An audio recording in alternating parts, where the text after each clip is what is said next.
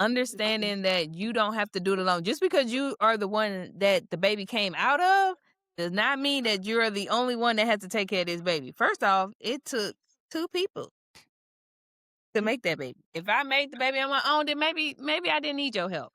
But the last time I checked, buddy, you're having fun with me as well. And so pick this baby up. And it doesn't show up, well, typically doesn't show up until like later. But of course, in the beginning, they say, all right, you are at high risk. So you're having a high risk Yeah. pregnancy because of your mom's medical history with you.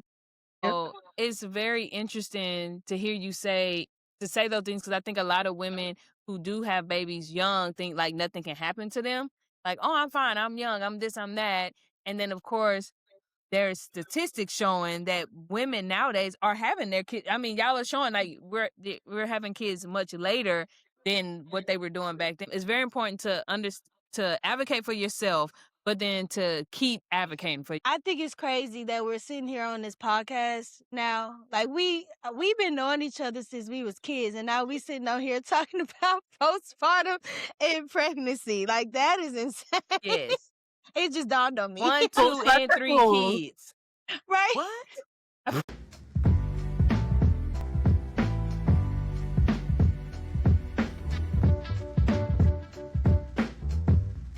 I got my bio up so I can introduce my girl. This I'm is ready to crazy. say. This is our first time ever doing a 3-way. Really? Uh-huh.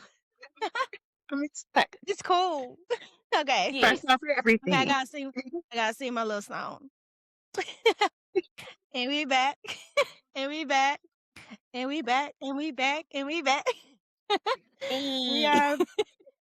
We are back with another episode of the You're Done podcast. It's your girl, Big Desto, not the little one.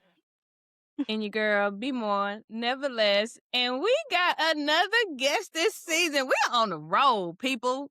Y'all ain't ready for us in season 6, okay? We have our friend Rhevan on. Hey, girl, hey. So, I'm going to let y'all know a little bit about her before we get into this episode. So, she is a wife and a mom of 1, soon to be 2. Okay, we're going from 1 to 2, but she got this.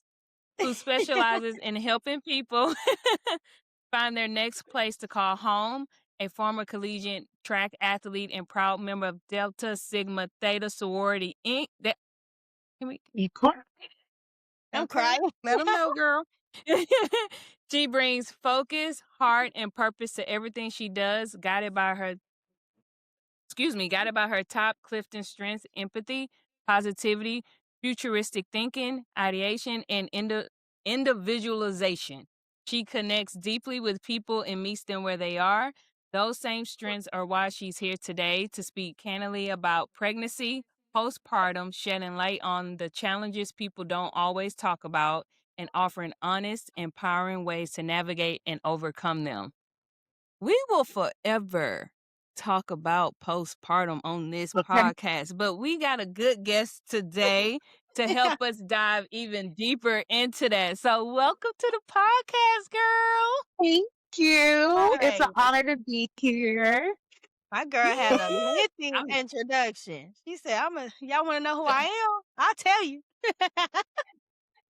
Pull out the scroll. Right. Because what you're not going to do is miss anything about me, because your girl be out here working.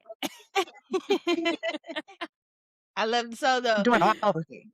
the title for this podcast episode is The Parts of Pregnancy and Postpartum No One Talks About.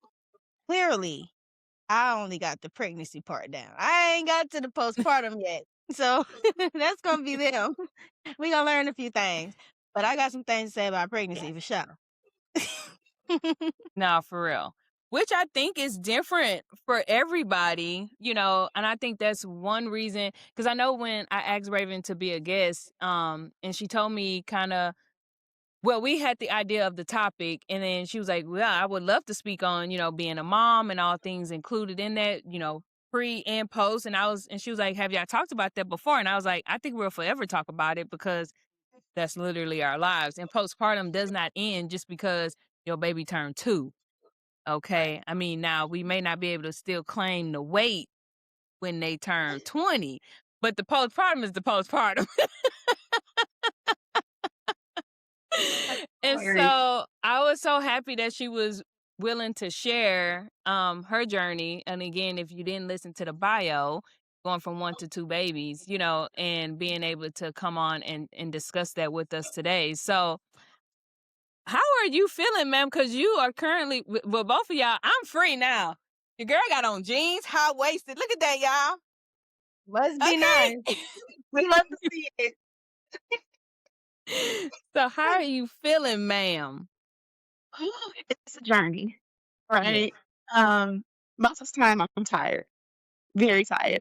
I was just diagnosed with anemia, so that has taken exhaustion to an extreme.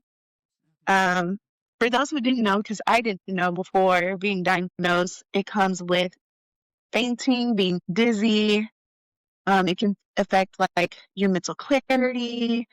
Um, yeah, so your girl also has a 1-year-old. So, she's not been sleeping for the night. So we're fighting for our lives right now. Yes. But ultimately, I will say I'm feeling grateful as well.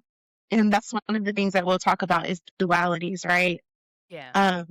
You can be both exhausted, needing a break, and cry throughout the day to get through the day, but also simultaneously be so grateful for the life that you're carrying, the lives that you have, that are here. And I'm just grateful for my village.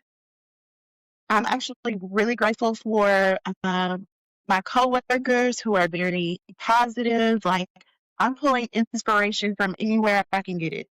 So, yeah.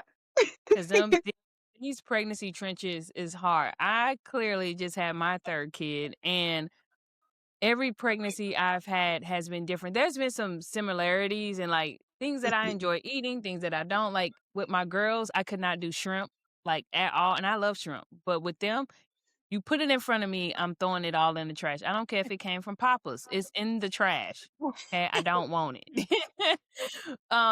But this topic to me is always really interesting because I feel like when you find out that you're pregnant, right? You're very excited. Everyone's excited. Hopefully everybody's excited for you. And if they not, they're done.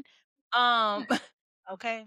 And but then they don't talk about the things that the mother goes through. It's just kind of like, oh, well, you're supposed to eat for 2. Oh, you can't work out. It's like all these outside people all of a sudden have a say so in like what it is you're supposed to do now that you're pregnant, ma'am. This is my body. This is my baby. Like I just said, I went from eating shrimp, okay, by the boatload to I can't have them at all. So I'm having to readjust and do things totally different. And then when you get into like, well, I want to stay on the pregnancy part because Destiny, I think, can play into that. Like she said, she's not postpartum yet, and we're gonna help her get through that. But Yes. I feel like when it comes to being pregnant, the one thing I wish people would talk about more is that if your body is capable of doing something, you should like go ahead and do it. And I hate when people say what you can and cannot do. And my friends say I need to stop using this analogy, but I'd be like, listen, some people did crack with their kid. So if I had one piece of sushi, I think I'm okay. Like, stop judging me. Yeah. Right. And that was like the biggest thing that I did not care for when I was pregnant. When people try to dictate how I should feel, what I should do, and I'm trying to learn my body as it's growing. Again, a whole human. Can we say from scratch? I'm in the kitchen Literally. working. Like, Let it I cook. feel, I feel like I feel like one of the most annoying things is people's like everybody got an opinion. Okay, fine, whatever. But some things are just better left unsaid.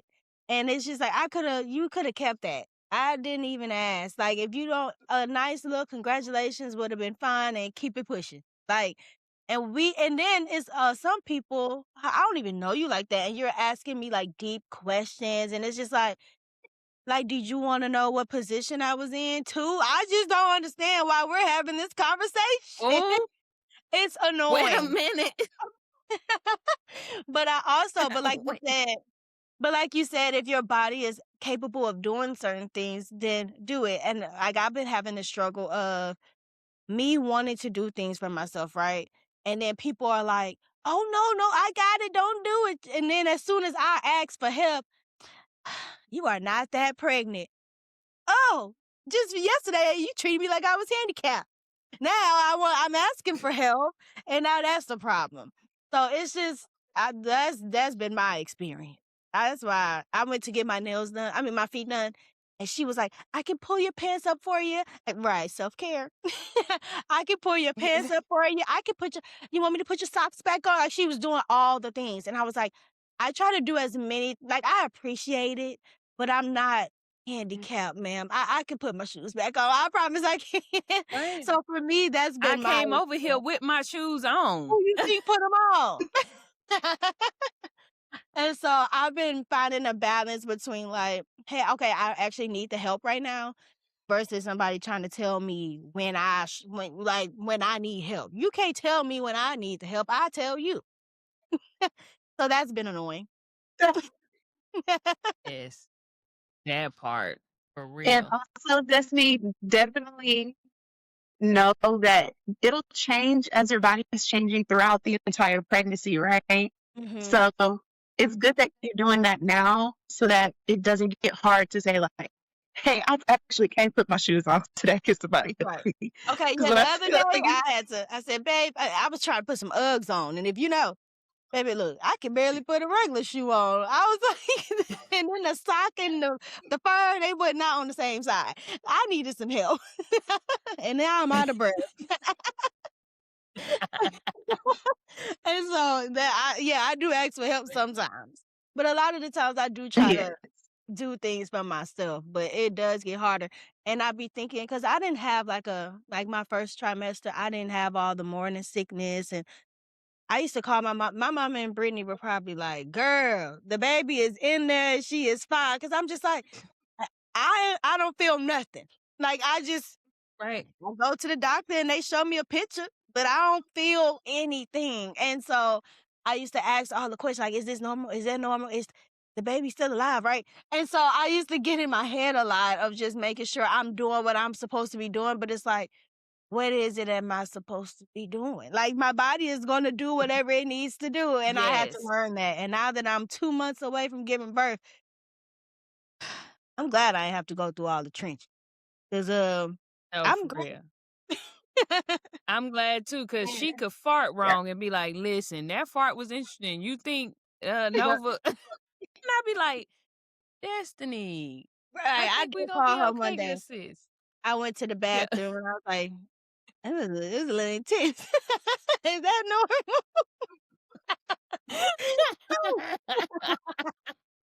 Google What is is my this friend. for? Right. Who else I'm For supposed to call? real. Ask these questions. Well, listen, that's what I'm here for, girl. Lean Well, on your to good. Rhevan, like going from 1 to 2 kids in your pre-pregnancy, like being pregnant, are you having you have a girl? I have a girl and I'm getting ready to have a boy. Ooh, Oh, ooh, you that's ready? I how I want mean, you ain't mine got to no go. choice but to be ready. But how like what are the differences in like are you feeling do you feel as though that you're feeling anything different because you currently already have a baby? I do feel like once I went from one, I had Brielle and then I had Breland. I don't really think I thought anything differently, but once I realized I was pregnant with a boy, I don't know why, but it was like I got 2 kids, I'm taking care of them. I'm creating a whole new human. Like I think one day I ended up telling my husband, I was like, stop playing with me because I got balls. And he was like, what? And I was like, because Inside. listen, they in there. They're part of me. I got them right now. I created And them. so I do feel like my pregnancy of like my emotions, the things that I felt, maybe like the things I was thinking of once he would get here, how things could be different with our dynamic was just a little different for me. Do you feel any of that? Especially with your babies being, they gonna be really close in age. Girl, you Really got it. close. Yes. So short answer, absolutely. With MJ, I I was like joyful, like, hey, let's do this. I was very active at the gym. I mean, doing hardcore workouts and like feeling like a boss babe while Yes. pregnant, walking over a mile a day. I didn't have really any hip or back pain until like maybe 2 weeks before I had her, but then I would get a chiropractic adjustment and I would be fine. She was very energetic in my belly, so I knew she was going to be very energetic on the outside. With RJ, I'm very chill. I'm very chill, and I'm actually more emotional with him. So I'm wondering, well, a lot can play into that, right? Because I'm still technically postpartum. MJ is 1. Yeah. She won't be 2 until June. So Oh, when she turns 2, he'll be like 3 or 4 months. So yeah. That's crazy. so it could be my hormones never got a chance to rebalance. Also the lack of sleep, but I also feel strongly, and it's just my opinion, right? That I feel how my baby feels. So like, Okay. like when I tell you like I was on the move, on the go, I feel like I was maybe taking on her personality during that first pregnancy, and I'm Okay. taking on his. And he is very calm, very fluid, very sensitive, but I'm also open to being wrong. No, I think you spot on because I think I've said it on the podcast how Brielle and Breland acted in the womb. That's how they act in real life. I have a video of Breland when we did her ultrasound, and I think she knew the camera was on her because the girl was in there like she was ready for a photo shoot. She stuck her tongue out, and she is my most active. Right, That she is my girl. most active kid. Brielle, she always was facing me.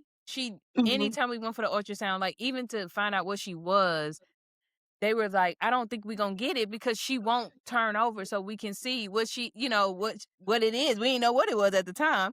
And she's my calmest kid. She's the one that can sit in a corner, she can entertain herself. She don't need you, don't come over here with all that noise. But Breland, baby, She is the noise. she'll ask you for a bag of chips and hit about 4 cartwheels. So I do think that they do. And I don't know about Deucey. I think he's going to be in between. I did say a lot, though. I wish somebody would. I'll slap you.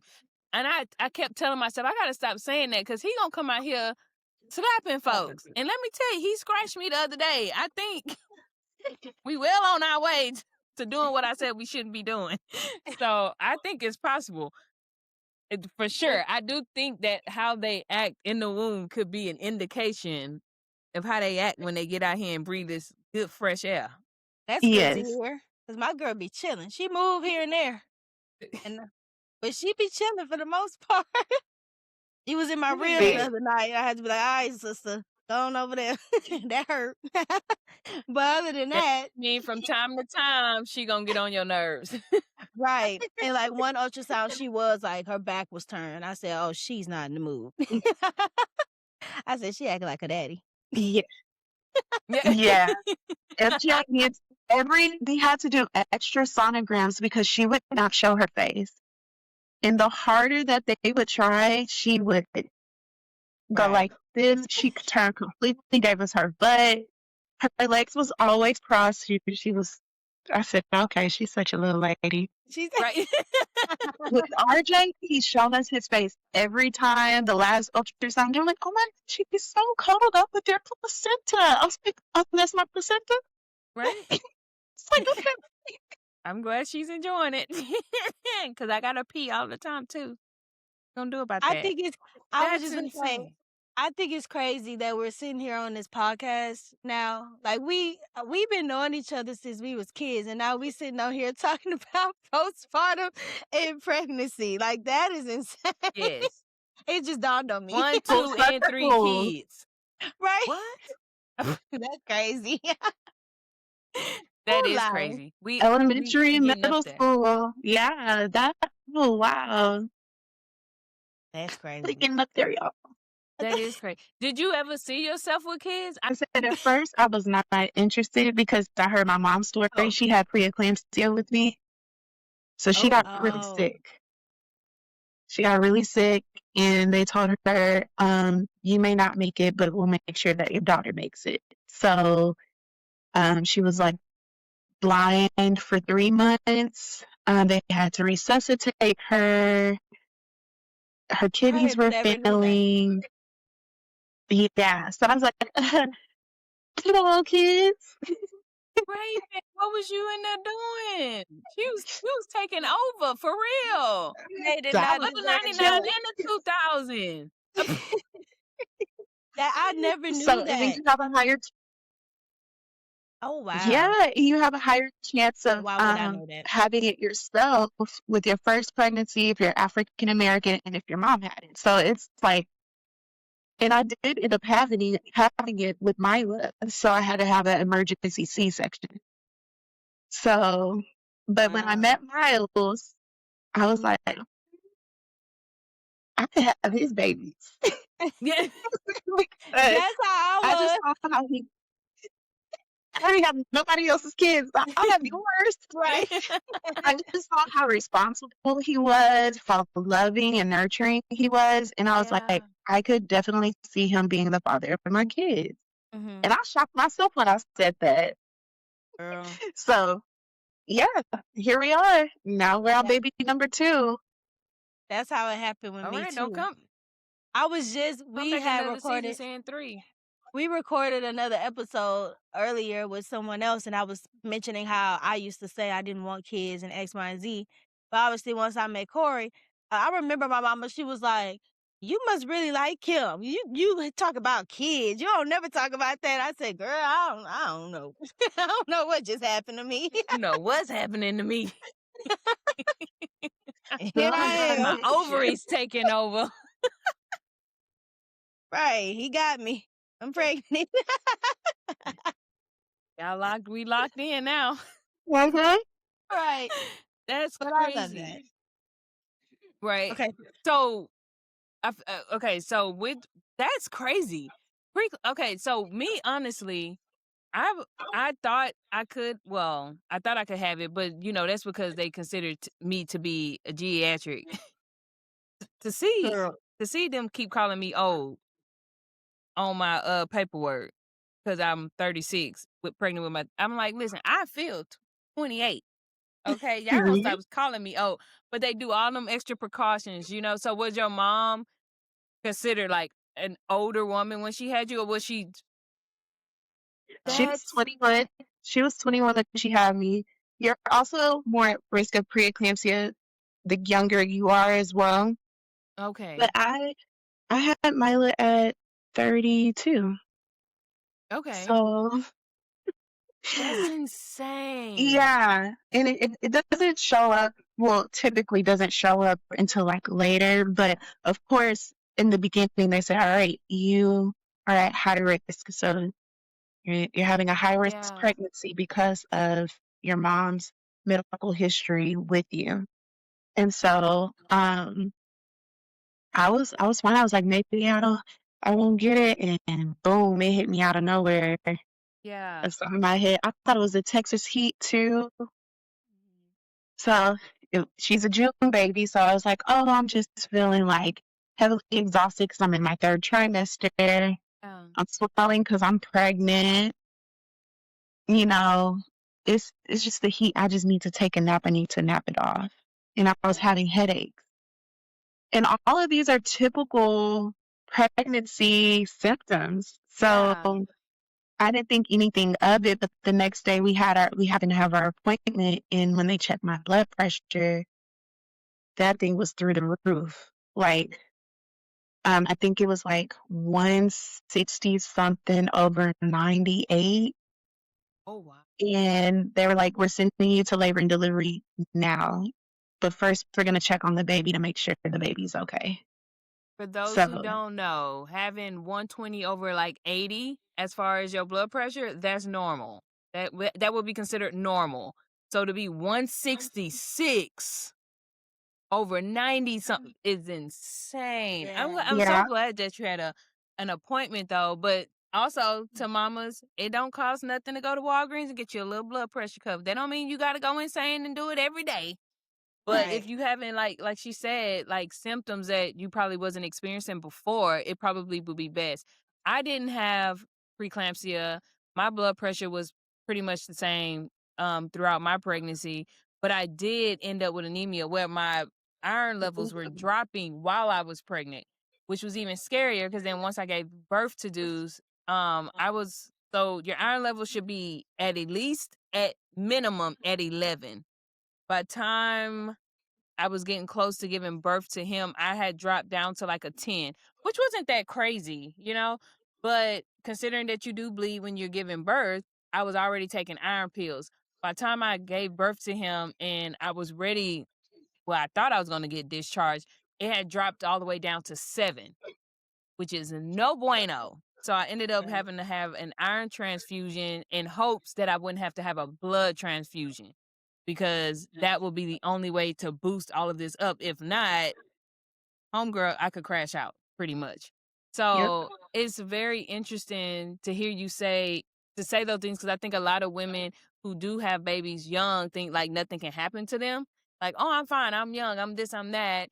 And then of course there's statistics showing that women nowadays are having their kids. I mean, y'all are showing like we're having kids much later than what they were doing back then. I think my mom had me when she was 21. So a lot of women are having their kids in their 30s. And so I think you have to be aware of your own body and what you feel and don't take it lightly. So I think it was good that you were noticing those things.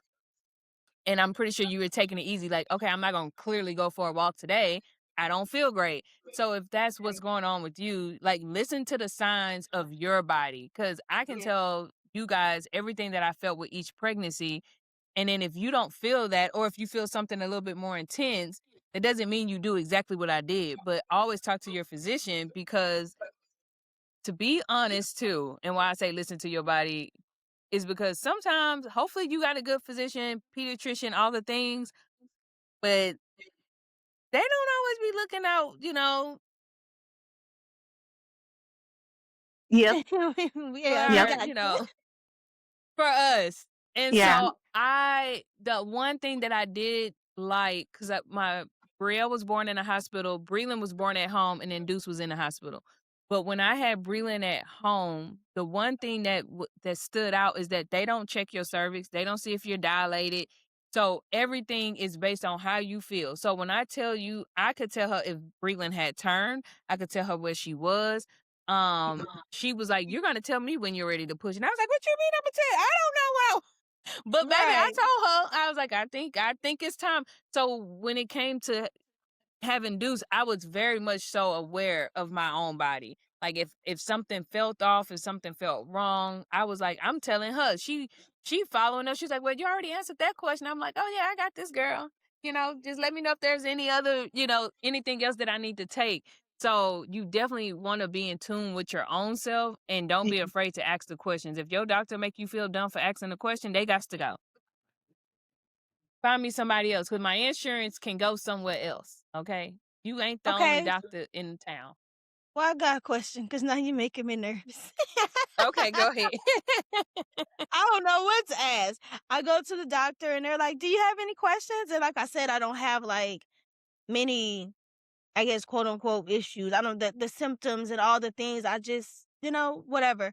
And so she's Yeah. like, she said, well, that's good. Like, she was like, oh, that's boring. I literally never have anything to say. So she's like, boring is good. Like, so I like, if I go in there and I'm starting to feel things that I never felt before, like the other week, I called Brittany, like, girl, my stomach cramping. What that mean? And I ain't felt cramps in a while. So I'm like, I'm noticing these things, obviously, because I haven't felt them in a long time. And it's like, how do I know what are the necessary questions to be asking, and how do I like decipher between this is what you should be asking and this is just like normal stuff? I mean, even if it's just normal, I can still ask, but I'm saying I Yeah. want to really point out the stuff that really like, girl, something ain't right. That part.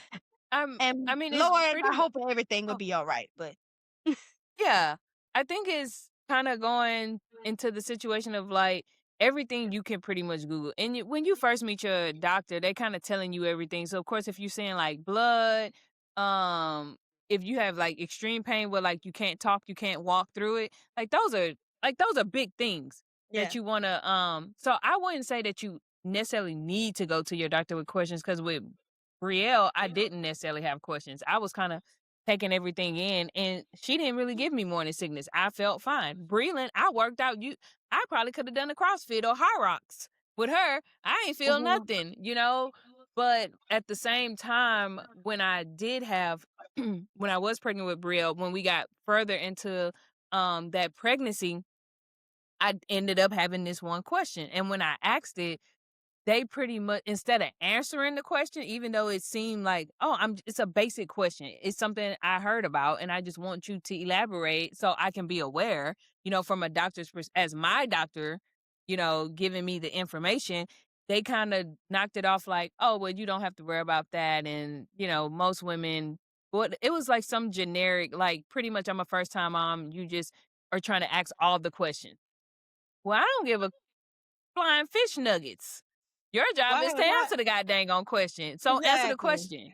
So I think to answer what you were saying is I don't care if you have a question and I have a question, but I don't care if you don't have questions, but if you do, the Ask person that you are putting your health care, you're putting it in their hands, they need to give a solid answer to that so then you can make the decisions. Because even if you're going to a doctor and you're saying, hey, this, that, and the third is going on, you still have autonomy of whether or not X, Y, and Z is going to happen.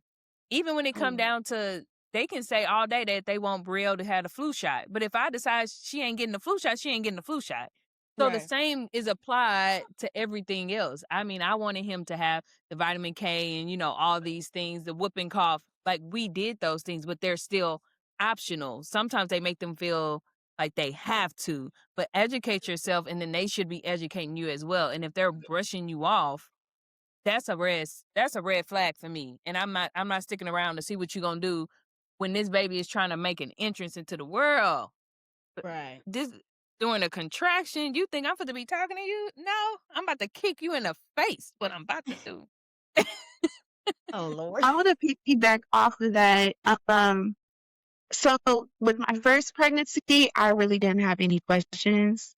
Um, I did Google a lot of things, but if I did have a question, I would bring it up. What I did start doing, because I was like, I feel like I should maybe have more questions, but I've never had this experience, so I don't know what to ask.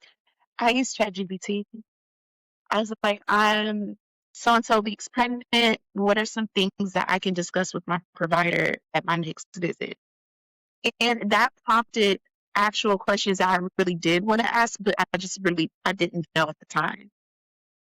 With urgent this time around, I, I have a new doctor. I'm sending them messages all the time through the app. I don't Mhm. care. I know I have access to Google. I know I have access to ChatGPT, but guess what? I can have access to you too. Mhm. And Yes. so while listening to my body, I'm speaking up on things that are concerning to me.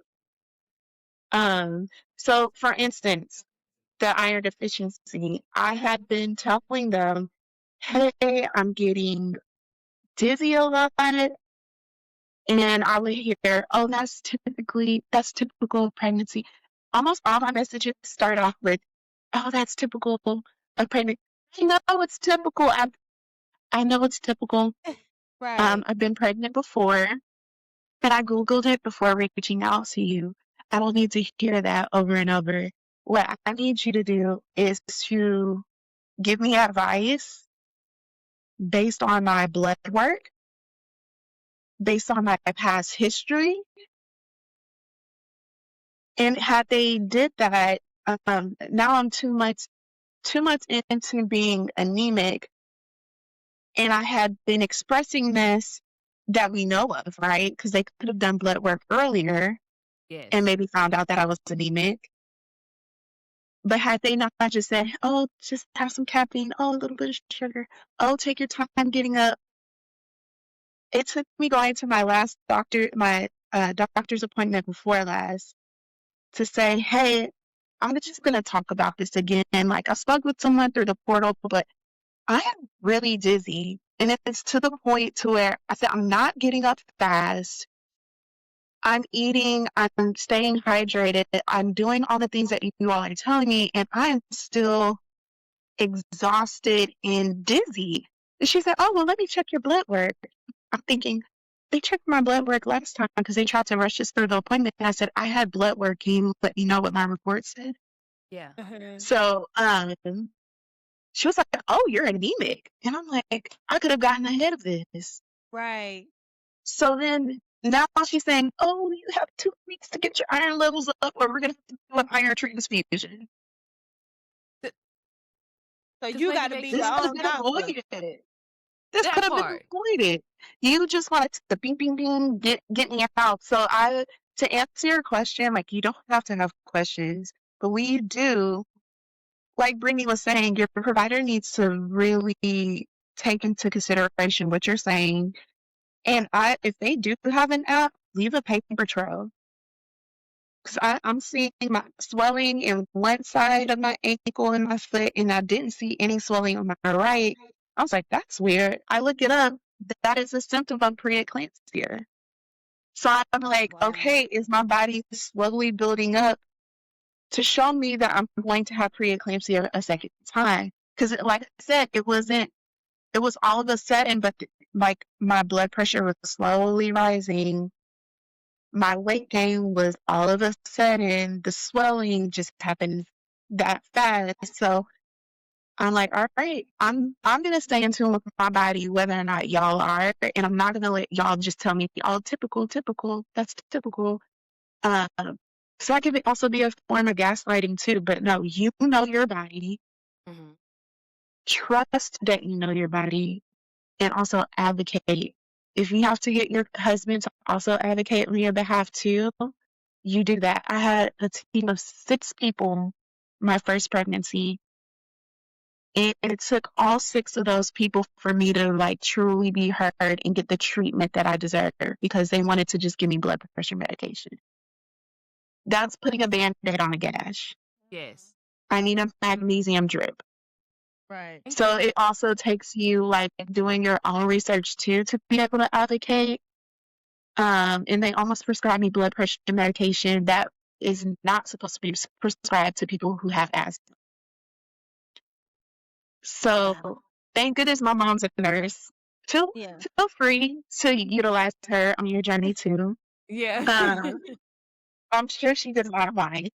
But yeah, so lean on your village and ask all the questions, even if you're asking Brittany, like, someone will know something. And like us women, we like to share what's going on with us.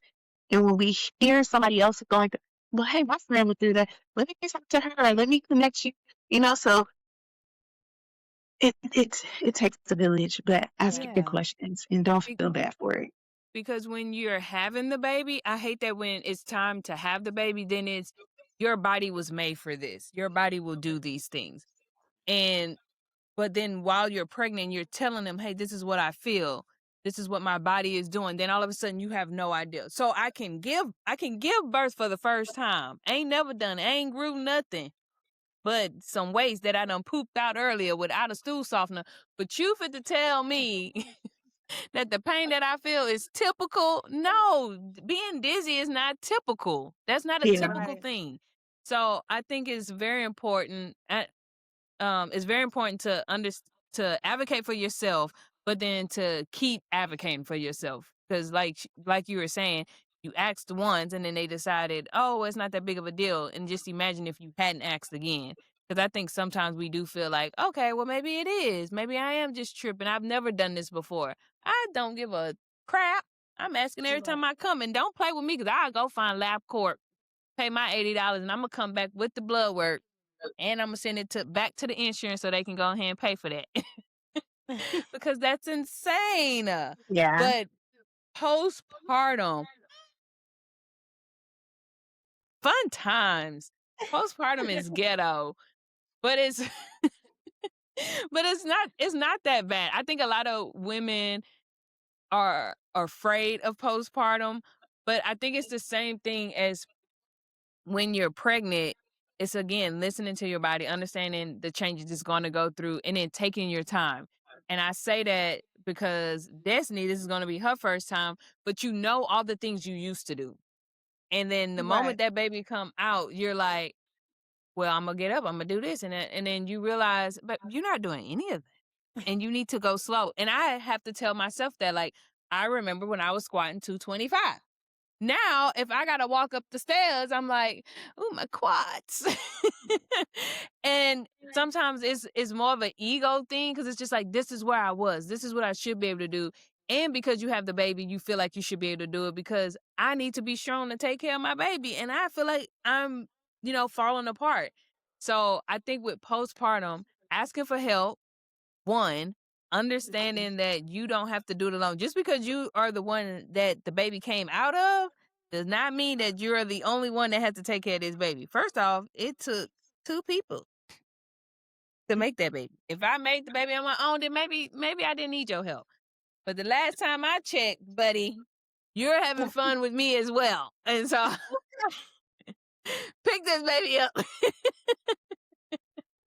I'm crying. Somebody come and help your girl out, okay? And this is coming from somebody who also has a hard time asking for help, but it's very important that you ask for help because I read this thing that said, of course, like your blood volume and everything goes up, right? Because you are trying essentially provide for yourself and for your baby. And once that baby comes out, your levels don't just like gradually come back down and even out. It's just kind of like you Yes. drop. You just kind of come back down. And so my legs did swell as well. And I called my doctor and she was like, are you dizzy? Are you like, we went through the checklist. I had none of those things. My ankles were just swollen. And so she was like, my mom bought me some compression socks. I elevated my legs and it slowly went away.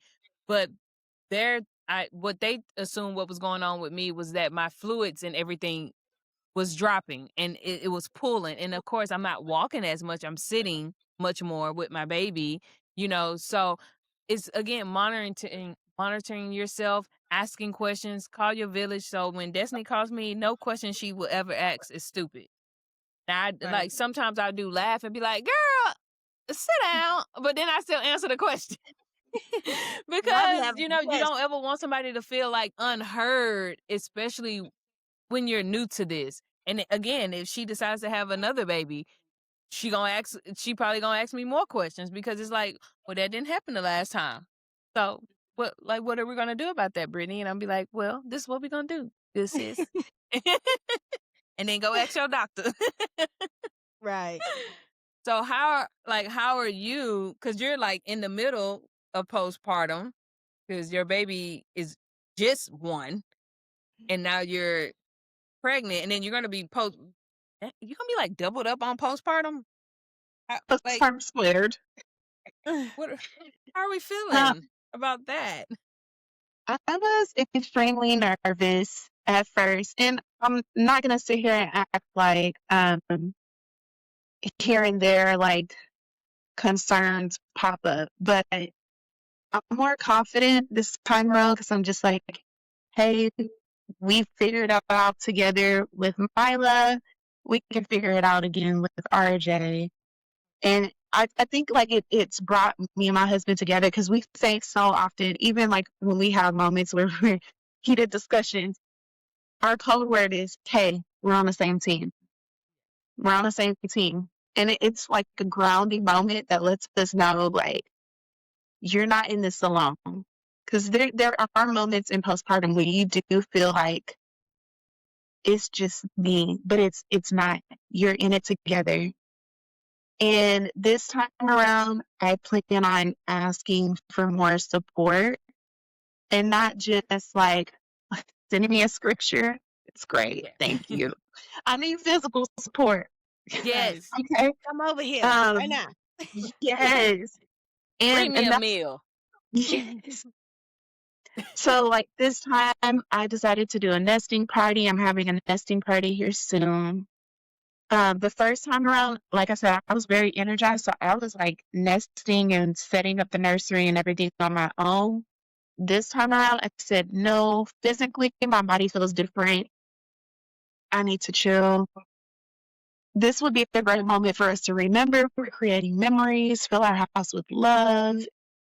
And so this has been great to kind of physically see people showing up because some people are like, what do you need done before the nesting party?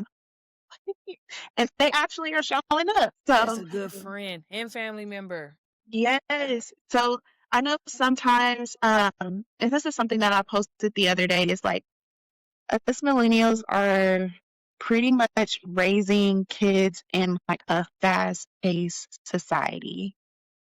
Our jobs are demanding more of us. Our grand our grandparents the grandparents aren't retired. At least my children's grandparents. None of them are retired. Whereas with our generation, they were retired and they were available. Like, let me pick those kids up from work. And I had 3 sets of grandparents that maybe lived maybe 5 to 7 minutes at most away from our house. So you had people cooking meals and you're picking up your child's already fed. And you can stay at work and work longer because that you have that physical village available. But Yeah. like for me, I'm in DFW. So I have family in Houston, in Cali, in Virginia. And so it's just like, I need physical help. So I this feel time you, around, I sister. will be, huh? I said, I feel you. I live in Maryland. I don't know Yes, nobody out there. yes. So I learned to lean on, there's a mom group text in my neighborhood that I've been added to. And I've just been kind of like popping in here and there and just building new relationships. Excuse me, Bless you. I felt it coming. But yes, mom group chats, leaning into that. And then I found out like we did a Valentine's. I ended up having to go to work, so I couldn't make it. But they were going to surprise me, and everybody bought diapers and wipes. So it's just like I've only met 2 people out of like the 16 people that are in that group, but yet everybody so lovingly showered me with love, and I was even present. So I definitely think that this time around asking for more physical support, like, and then also self-soothing because your hormones are all over the place. You're like, "Oh, I can't take care of my baby like me. Or are they going to do this right? Are they going to do that right?" And then somebody comes over and they do something and they're like, I didn't like that. I can't ask them anymore. No, communication. Um, and then also trust because you're going to need sleep. You're gonna need some sleep. You're gonna need a break. Don't do like us and a year and a half later, and this is your first time asking. Um, like I think it was December, and mine was a year and a half, and it was our first time being at home for 2 days without her since she had been born. So I was like, we need to start asking. Like, we get that people are busy because you'll tell yourself a narrative like, oh, they're too busy. Oh, they've been traveling. Oh, like all these different things. But these people can tell you no. They can say, Right. I'm not available. Let them tell you. Don't let your mind keep you from asking, like, hey, I really need you. Do you have like a weekend to spare or 4 hours to spare or 2 hours to spare? Um, because you can lose a bit of yourself in the process if you don't ask for the help that you need. So I'm not gonna lie. Brushing your Wow. teeth, showering, doing the simple things can be hard during postpartum. Uh, so you're just gonna have to communicate, and then also your husband doesn't really know physically what you're going through, and so it's like you have to find the words to really communicate. Like, hey, I'm feeling like I can't shower today because I feel like I need to do all of these things for the baby, and then he can say like, I'll watch the baby for the next 2 hours so you can shower and do what you need to do and lay down. Like my husband had the pump station set up. He's like, give me my baby. Like I was on bed rest, so when I had the C-section, I think I was knocked out for like 2 days. So he was one-on-one and not knowing how to be a dad. Like I don't know how to be a mom. And just figuring it out and asking all the questions. So lean on your village. That was great And that advice does not because mean when you. Oh, go ahead, Destiny. I was just gonna say that was great advice because I am the queen of assuming that hey, not nobody got time for little old me. Yeah. Or I do that with the baby shower. My friends be like, they're gonna show up, Destiny. I'm like, well, you just never know. Are you sure? Do they care enough? And it's just Did they like, RSVP? right, I'm on the RSVP. I don't see their name on the list. I don't think they coming. And then I be ready to cut them off. Because why you ain't RSVP? So it's like I'm learning to like just ask. Cause I do that a lot. I just put it on to like I make up other people's minds for them. And it's just like had I just asked, you never know what you could have got out of that situation. Yeah, I suck at that. Thanks, girl. I'm gonna work on that. That's what I'm done with. Yeah. I know we ain't made it there yet, but that's what I'm done with. Yeah. I was gonna say a good part of postpartum that I did this go round that I don't think I did very well with my other two is that I found systems that worked. So like I don't like a crowded countertop in my kitchen. It irks me to see stuff on my counters, but at the same time I'm like I need that bottle warmer and I need that towel right there because when it steams I don't like that water. The towel is there, I wipe it, I sit the bottle there. When I do my pump, I'm not washing my pump out every single time, okay, but I like to rinse it out. I leave my little wipes, I clean it out, and I let it air dry so when I'm waking up in the middle of the night I can just put it on, pop them on. And it's a plug on the side of my counter. So I leave a plug there so I can charge them. Like, find systems that work. You may, aesthetically, your house may not look the way you want it to, but honey, all them wipes is in this caddy down here. Because I'm not going upstairs to change his diaper. First off, he had a blowout. That's crazy. That's insane that I got to clean that. My So boy had to go. I think it's important, yeah, right, to find systems that work for you. And then also, when you have someone, a part of your village, coming to help you, a part of your time for you is not to be out here cleaning. Right. Okay? Sit down. That Guilty. time is for you to go in that bathroom, put that little red mask on, and just sit there and listen to the shower run Burn. while you just sit in there and go, this is peaceful.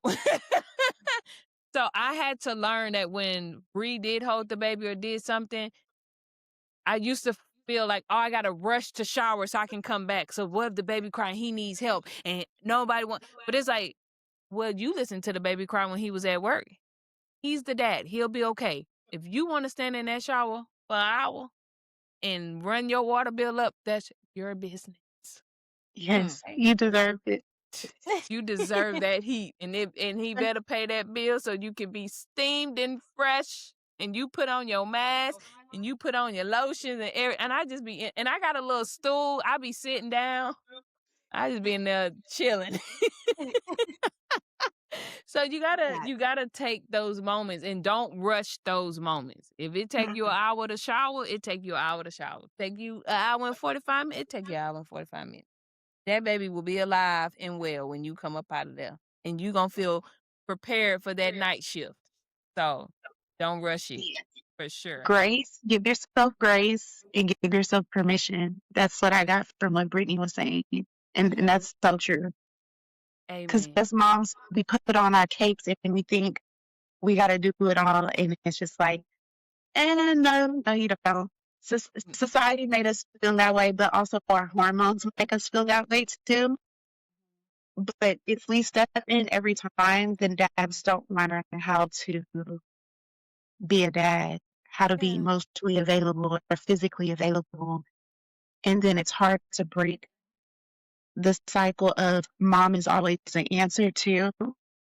So, like Brittany was saying, you have to figure out your system. And like for me, there was never with maybe only one night, and that's because I was like, please go to sleep. I got it.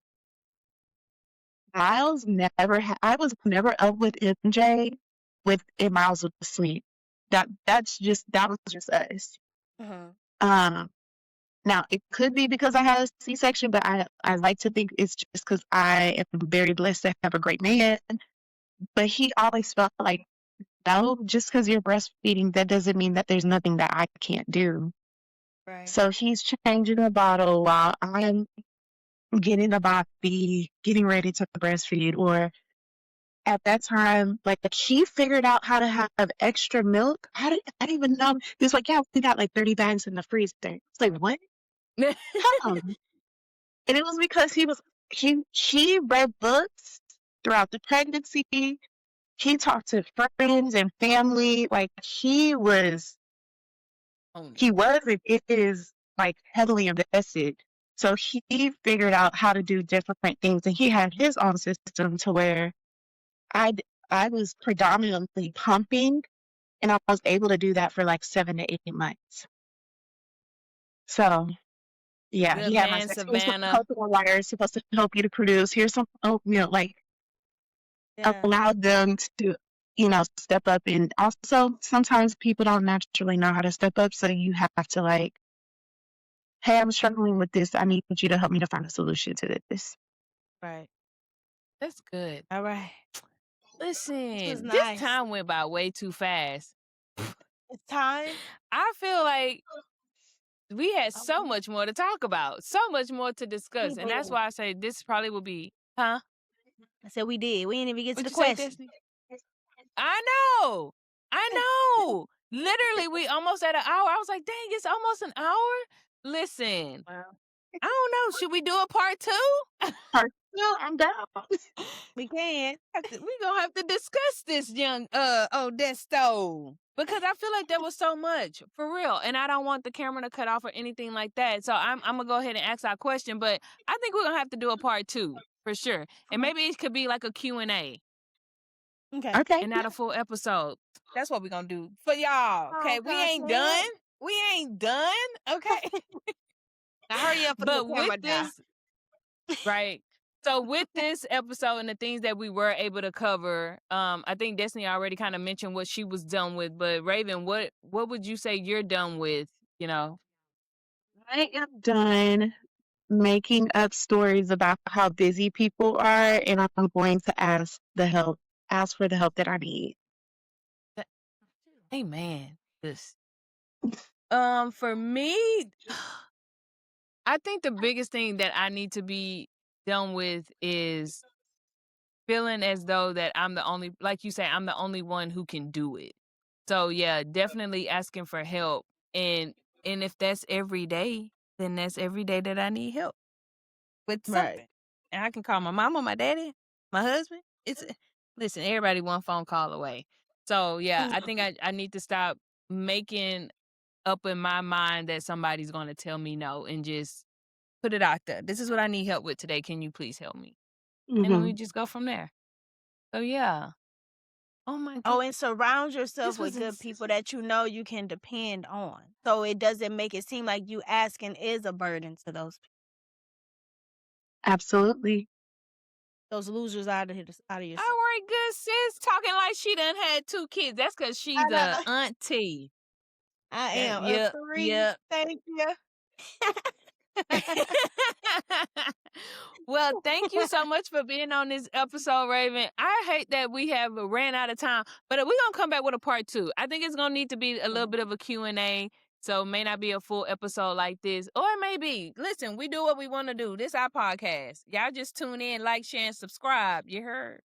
I don't know why No, I for got real. Louisiana and Lil Ghetto on y'all, but y'all see You what I'm putting heard. down. Yes, But thank I y'all enjoyed so it. much. And go ahead, Desto. Close us out, girl. Okay, well, thank y'all for tuning in to another episode of the You're Done podcast, and we're going to see y'all at the same time next week. Peace.